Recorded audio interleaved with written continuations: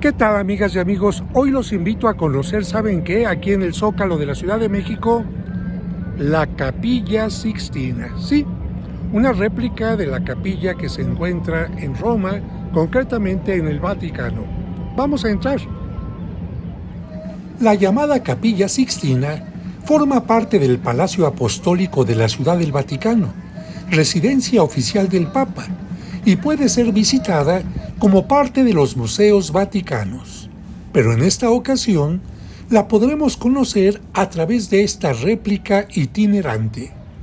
Su nombre proviene del Papa franciscano Sixto IV, quien se preocupó por renovar una antigua construcción y embellecerla. Para ambientar esta réplica de la capilla, en las áreas de introducción se colocaron copias de obras de los museos vaticanos, tanto pinturas como esculturas.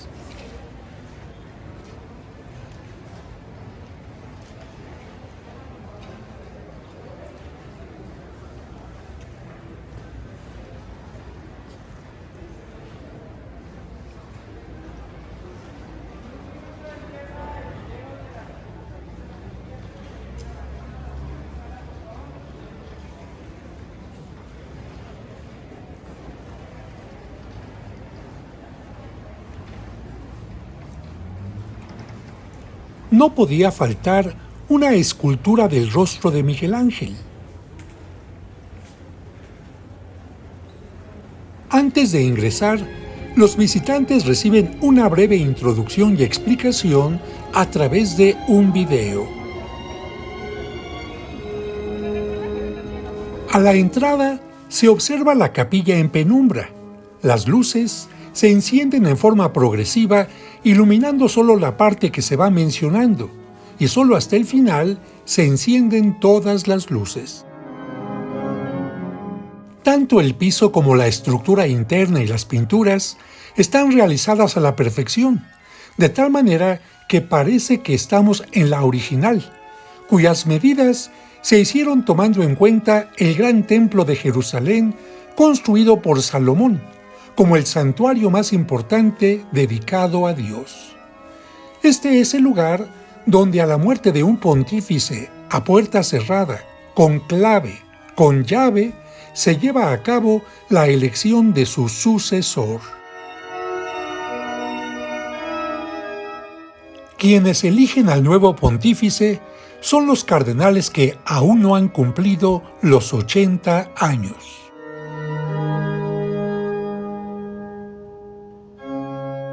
Antes de que Miguel Ángel pintara la bóveda y el frente, otros artistas habían pintado a algunos pontífices en las paredes laterales, como se puede ver aquí.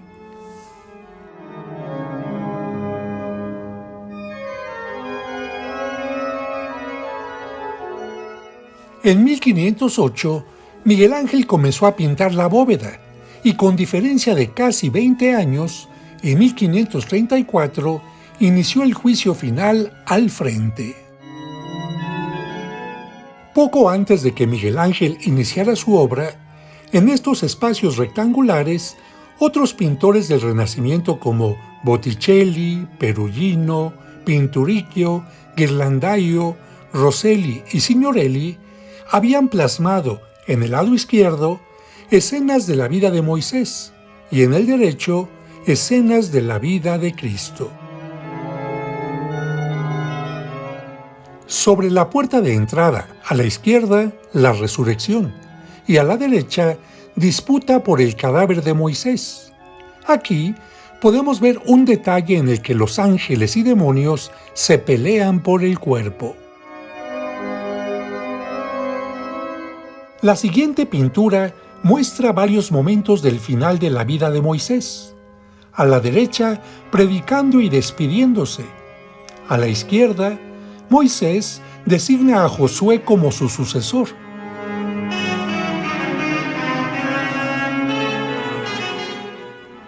En la parte de atrás, al fondo, a la derecha, Moisés sube al monte Nebo y ve la tierra prometida desde ahí.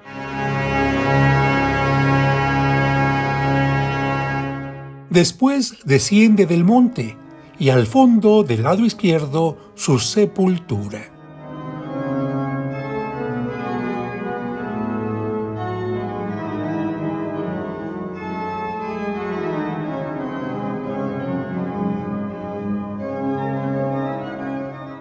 Como podemos ver aquí, era común que los pintores aprovecharan una misma pintura para plasmar varias escenas.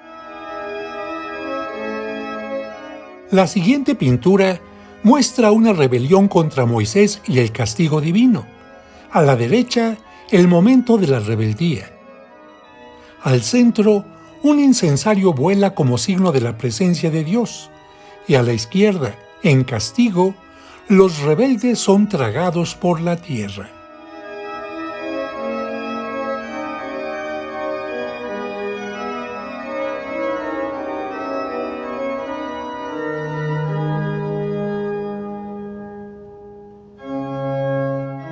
La pintura siguiente, en la parte baja derecha, presenta a Moisés que asesina al egipcio, por lo que debe huir al desierto.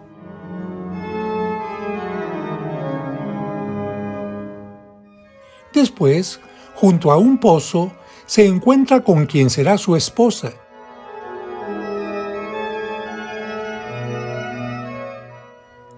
Posteriormente, sube al monte Sinaí, donde se descalza para acercarse a Dios, que le pide que saque al pueblo de Egipto.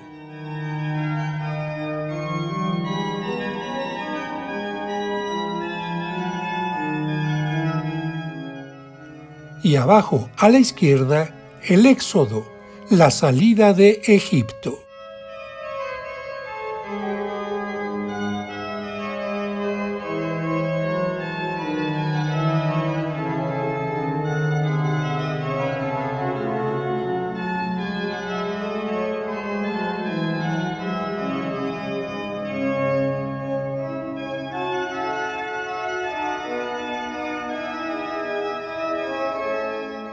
El cuadro siguiente presenta escenas del camino por el desierto.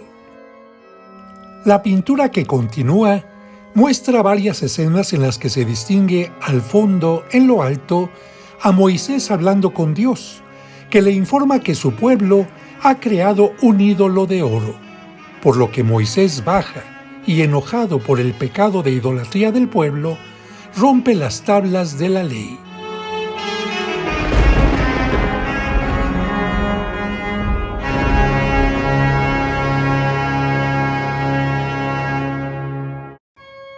Posteriormente, vuelve con nuevas tablas.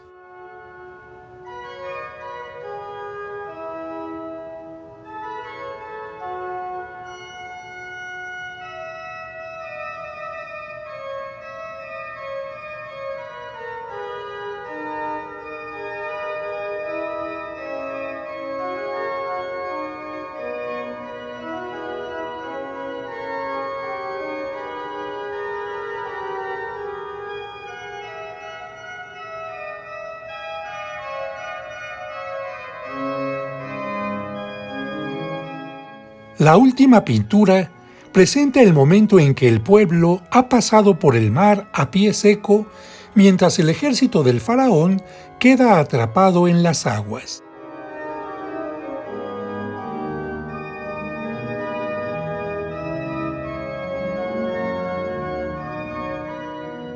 En el lado opuesto, el bautismo de Cristo.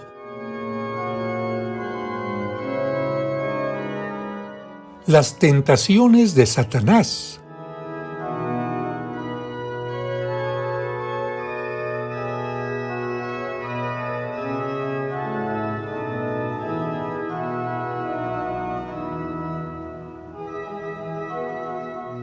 Jesús llama a sus apóstoles.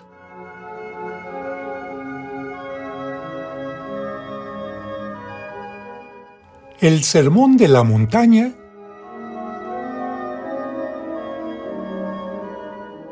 El primado de Pedro, donde Cristo le entrega las llaves del cielo y de la tierra.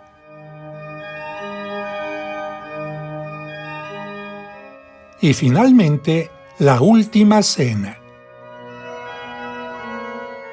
Al fondo se pueden ver otras escenas como la oración en el huerto de Getsemaní.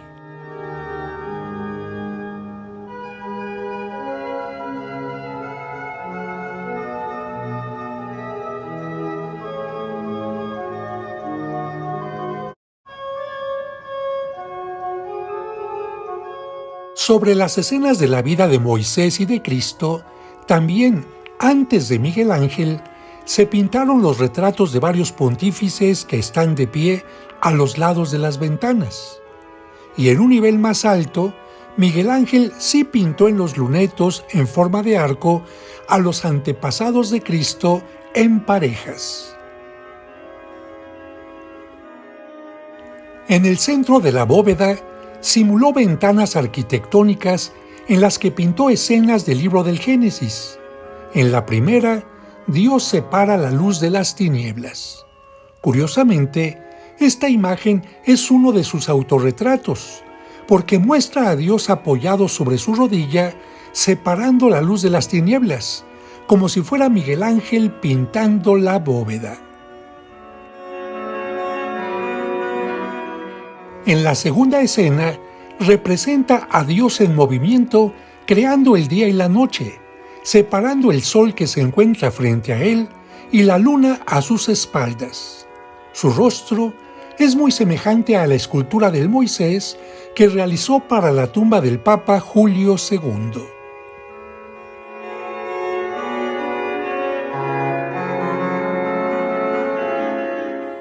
En la tercera escena se muestra la separación de las aguas inferiores de las superiores. Aunque el Génesis menciona que Dios creó todo con la sola palabra, Miguel Ángel da más fuerza a las escenas con el movimiento enérgico de los brazos de Dios.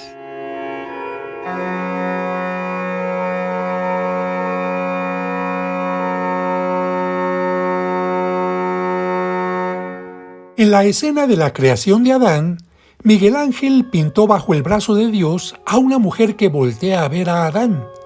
Los especialistas mencionan que es Eva y al mismo tiempo la Virgen María como promesa, y que el niño que toca a Dios con su mano es también la promesa del Mesías, el Hijo de Dios que se hará hombre.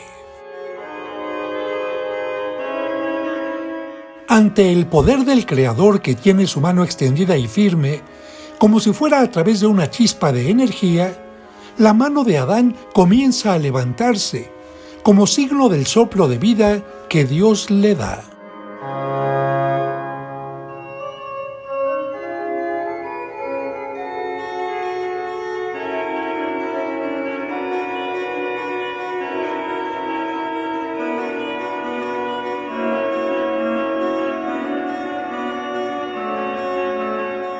Dios Padre flota en el aire como sostenido y acompañado por ángeles sin alas.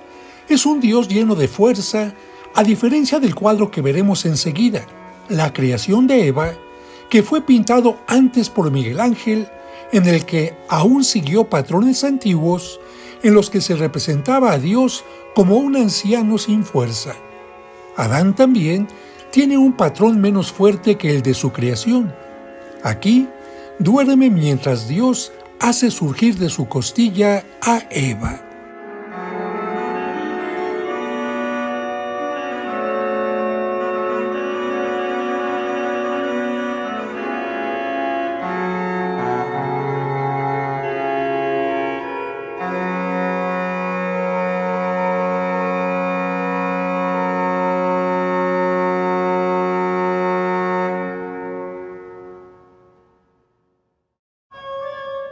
El siguiente tema es el pecado original, dividido en antes y después del pecado. A la izquierda, Adán y Eva son tentados por la serpiente que tiene la parte superior en forma de mujer. Aún tienen rostros llenos de gracia, como podemos ver aquí el de Eva, a diferencia de la escena de la derecha, donde al ser desterrados del paraíso, muestran rostros llenos de aflicción.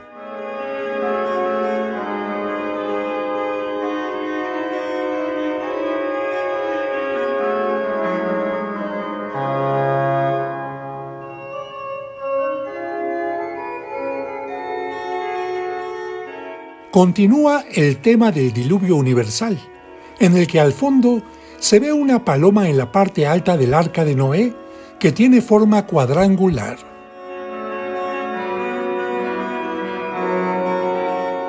Algunos se han acercado a ella para salvarse ayudándose mutuamente, mientras adelante otros flotan en una especie de balsa donde una persona, a golpes, impide que otro suba a ella.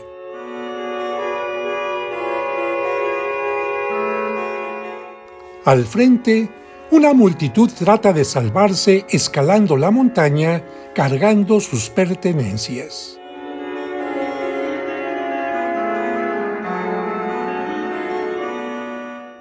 El árbol que se dobla y el movimiento de los cabellos y los mantos muestran un fuerte viento.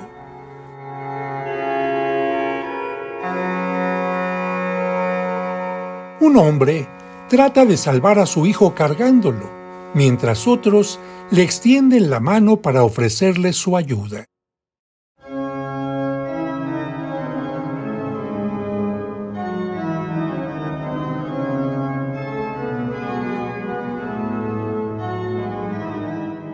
Después del diluvio, Noé y su familia ofrecen un sacrificio a Dios en acción de gracias.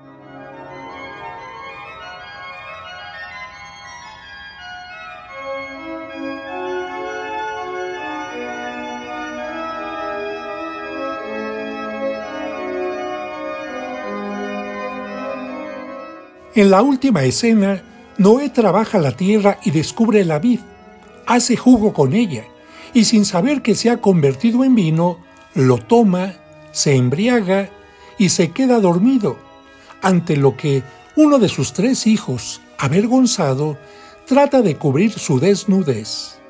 Según la Biblia, fue Noé quien inventó el vino.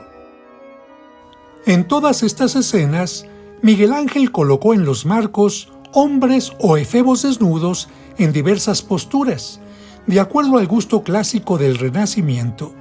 Aquí te muestro solo algunos ejemplos.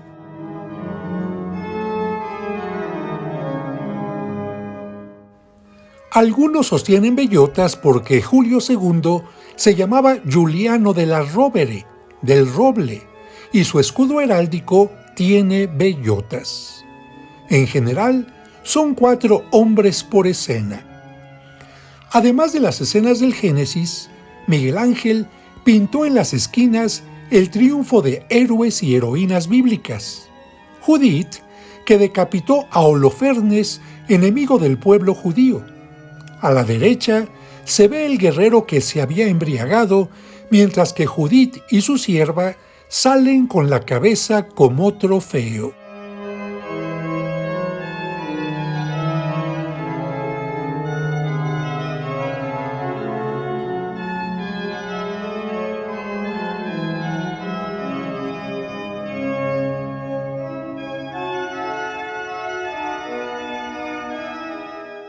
En otra esquina, David, a punto de decapitar al gigante Goliat, a quien ha derribado con su honda y una piedra, pero sobre todo con su fe en Dios.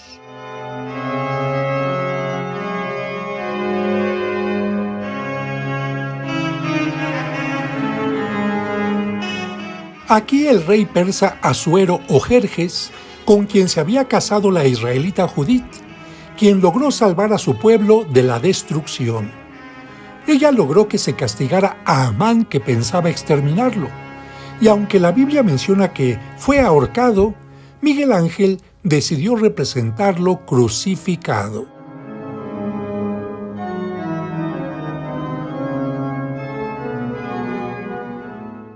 El escorzo del personaje es impresionante y parece salir de la pintura.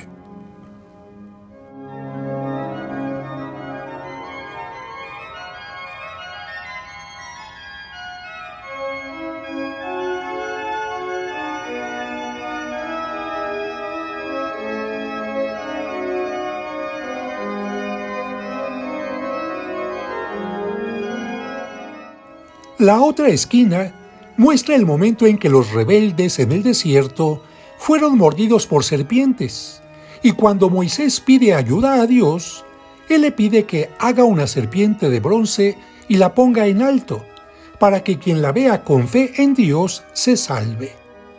Cristo hizo alusión a este acontecimiento, diciendo que para salvar al mundo, Él tendría que ser levantado como la serpiente de bronce, una forma clara de anunciar que sería crucificado, pero después sería elevado, levantado a los cielos.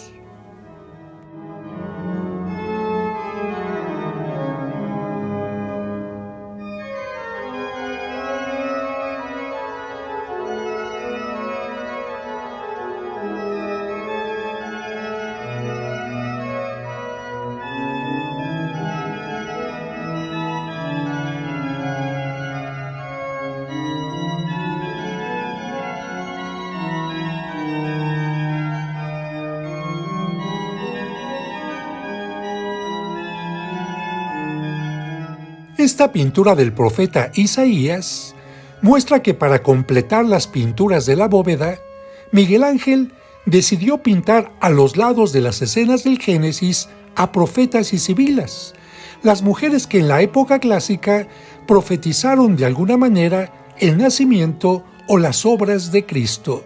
De esta manera, el pintor unía la Biblia con las ideas del Renacimiento.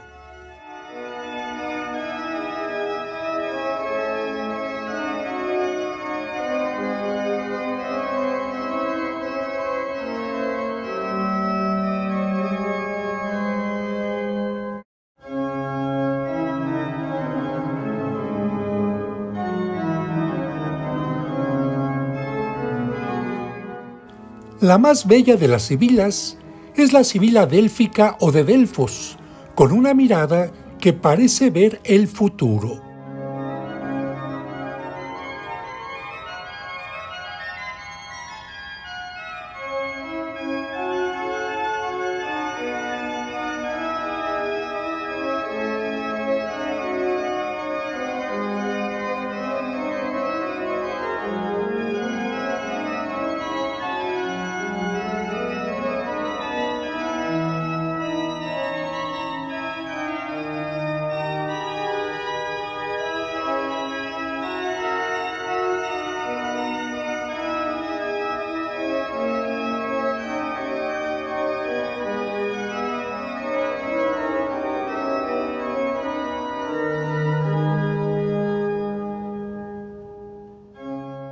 La única sibila fea es la cumana, porque de acuerdo a la mitología, le pidió a su enamorado Apolo que le diera el don de vivir mucho tiempo, pero por falta de sabiduría no le pidió el don de la eterna juventud, por lo que Miguel Ángel la pintó como anciana y ennegrecida.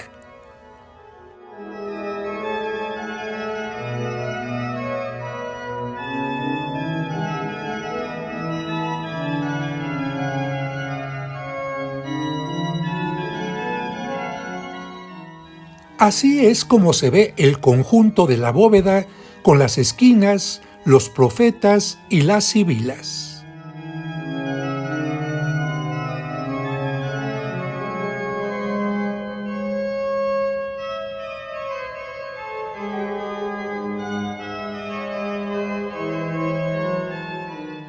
En los lunetos laterales, los antepasados de Cristo, y abajo, los retratos de los pontífices.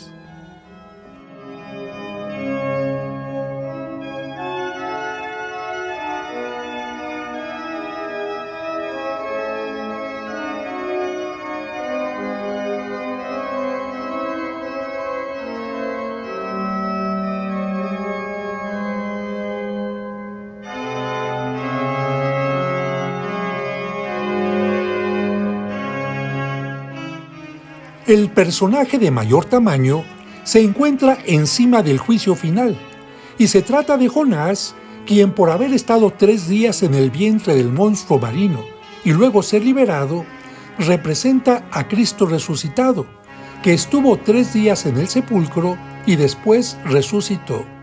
Por eso, Cristo dijo: «Les daré la señal de Jonás», es decir, la predicación y la resurrección. Jonás mira hacia la figura del Dios creador y tiene las manos en la misma postura que él. Dios separa la luz de las tinieblas, pero Jonás indica muerte y resurrección, y al mismo tiempo las dos naturalezas de Cristo.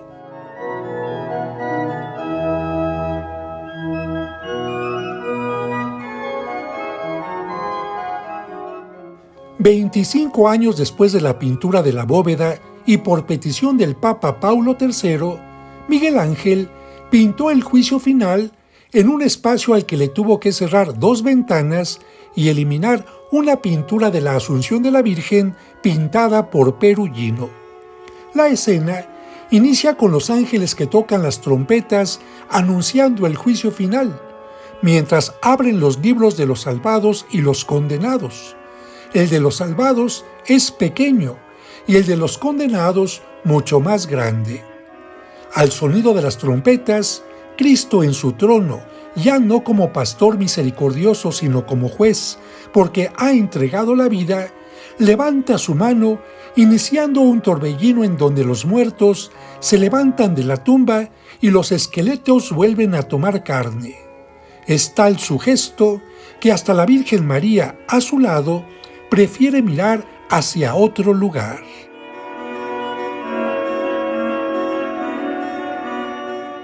En la parte alta, los ángeles muestran la corona de espinas y otros elementos de la pasión para indicar que, por su pasión y muerte, Cristo tiene el derecho de juzgar a quien ha sido fiel a su amor y quien lo ha rechazado. El peso de la cruz y el sufrimiento que implicó es representado por el esfuerzo que hacen los ángeles sin alas para cargarla.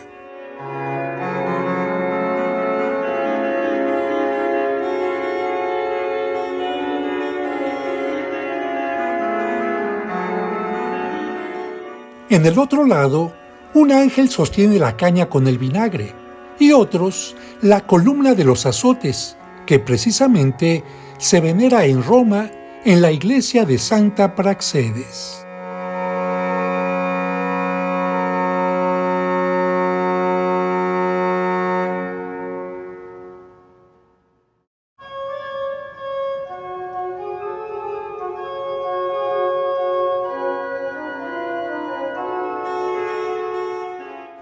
Miguel Ángel quiso mostrar el poder divino de Cristo representándolo como un Hércules clásico que levanta a los muertos y les hace salir de su sepulcro para ser juzgados.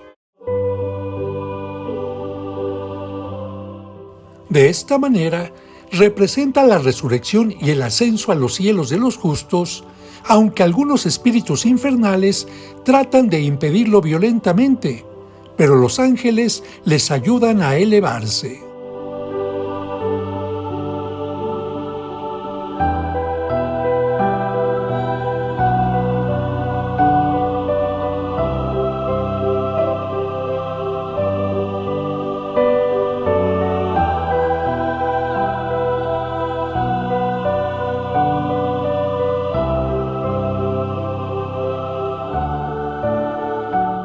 Aunque los cuerpos son robustos, algunos parecen volar más fácilmente gracias a sus virtudes.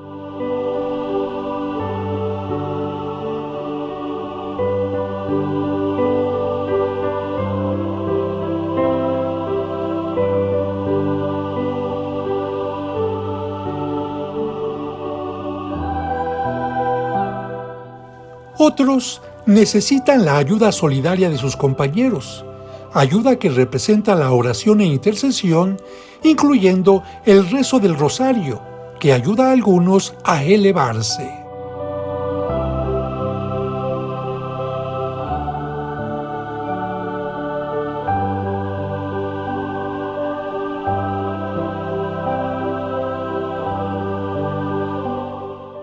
A la izquierda inicia el torbellino de resurrección y elevación.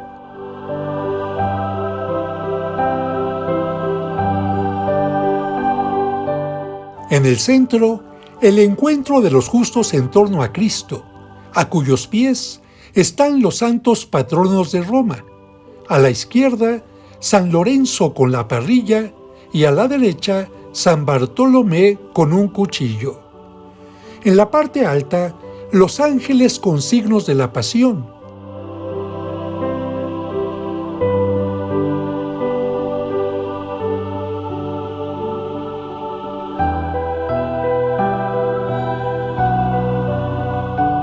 Y a la derecha, en la parte inferior, el descenso de los condenados que observan con horror su destino final, al que son llevados por los demonios a los que siguieron en vida.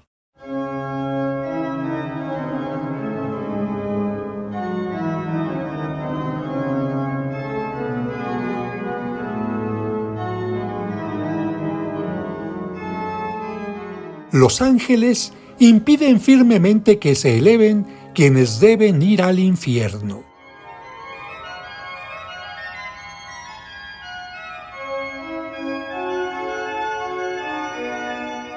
Mientras que los demonios les ayudan a caer, como a este personaje que se dejó llevar por el poder y la ambición, representados por las llaves y la bolsa de dinero.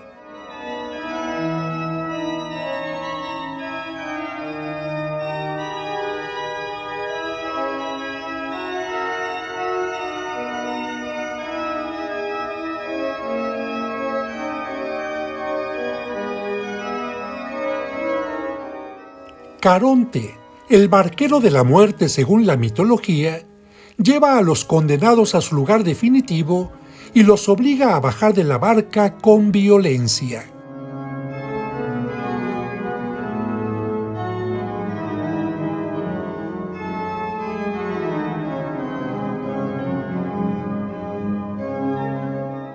Los rostros muestran el miedo y la desesperación que vivirán eternamente.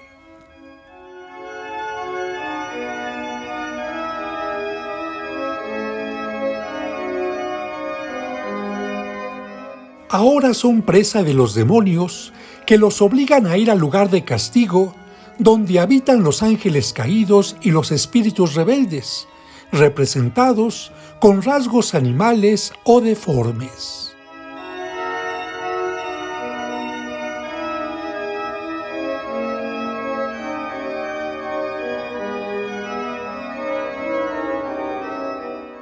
El sufrimiento y el dolor se muestran con jalones, azotes y mordeduras.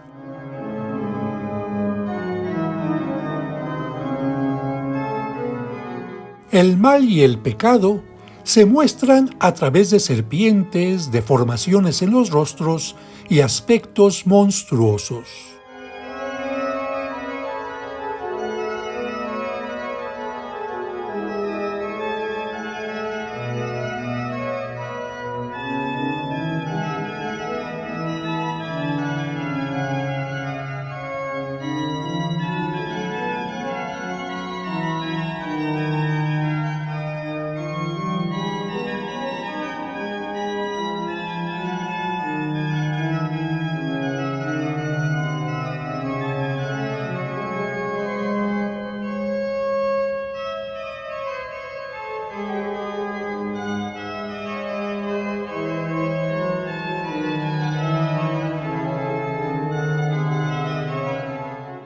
Entre la escena de los condenados y la resurrección de los muertos está el espacio que el Papa veía siempre al celebrar la Santa Misa de espaldas al pueblo, por lo que Miguel Ángel quiso recordarle que hasta el pontífice puede ser condenado si se aleja del camino del bien, por lo que colocó en este lugar, detrás del altar, un rostro amedrentador.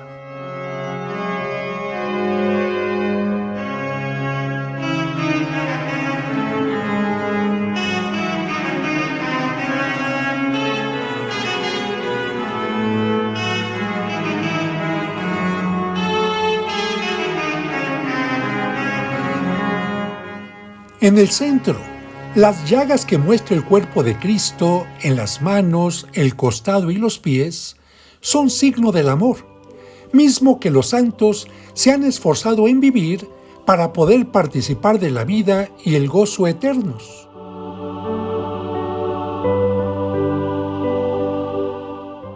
como el caso de San Pedro, que muestra las llaves, o San Pablo que se encuentra detrás de él con un manto rojo.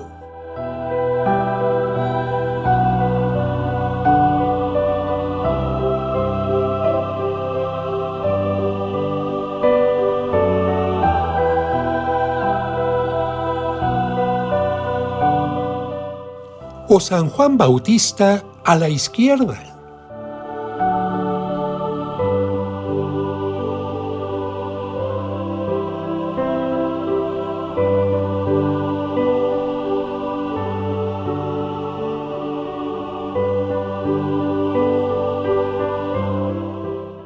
O San Andrés, hermano de San Pedro, junto a la Virgen que carga la cruz en que sufrió el martirio.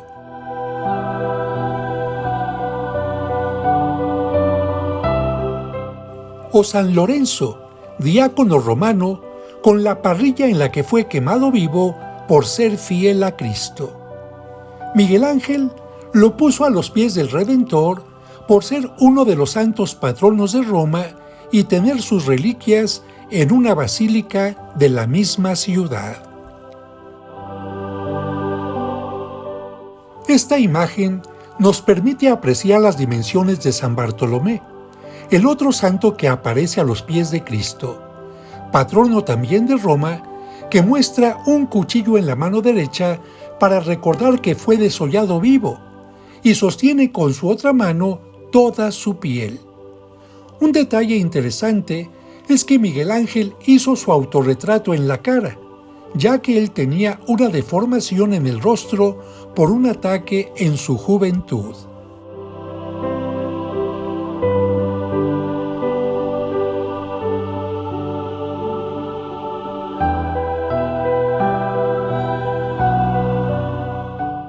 Entre los salvados está San Sebastián, soldado que fue martirizado con flechas. Por esta razón, tiene este atributo de su pasión en la mano. San Dimas, el buen ladrón, sostiene una cruz.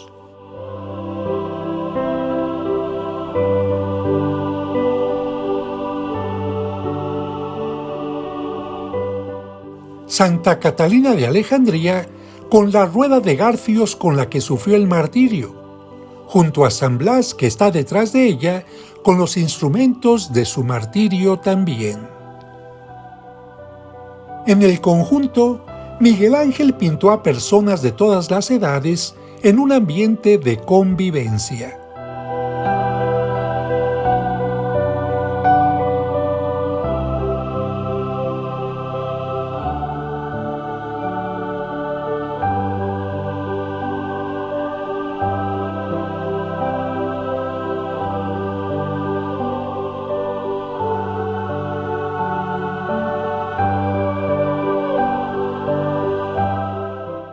De esta manera, con una mirada final, nos despedimos de este espléndido lugar.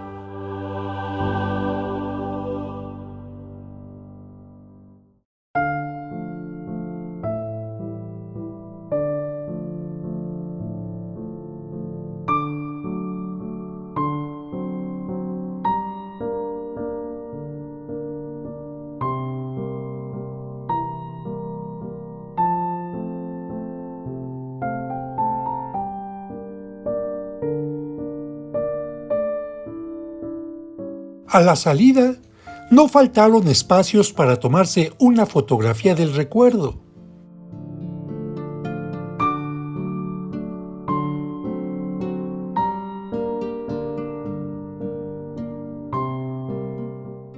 Pero antes de terminar este video, te comparto unas breves imágenes de la Capilla Sixtina original, esperando que este video haya sido de tu agrado.